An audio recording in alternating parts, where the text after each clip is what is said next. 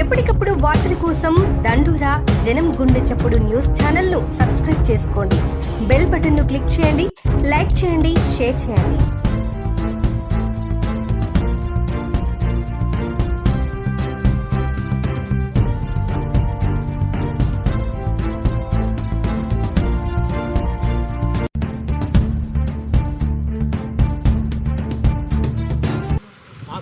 మాసాయిపేట మండల కేంద్రంలో ఎంఆర్ఓ గారికి మరియు ఎంపీడీఓ గారికి వినతి పత్రం ఇవ్వడం జరిగింది.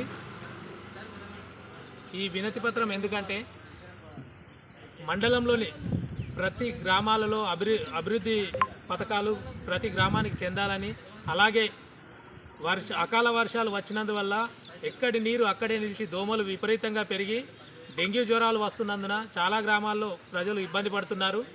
కావున దీన్ని దృష్టిలో పెట్టుకొని ప్రతి గ్రామంలో నీరు నిలవకుండా చేసి మరియు బ్లీచింగ్ పౌడర్ కూడా చల్లించాలని, అలాగే బీటీ రోడ్లు అధ్వాన్నంగా మారాయి, ఈ బీటీ రోడ్ల పరిస్థితి కూడా చూడాలని, ఇంకా ఇందిరమ్మ ఇల్లు రాని గ్రామాలలో చాలా వరకు ఇంకా ఇందిరమ్మ ఇల్లు రావాలి.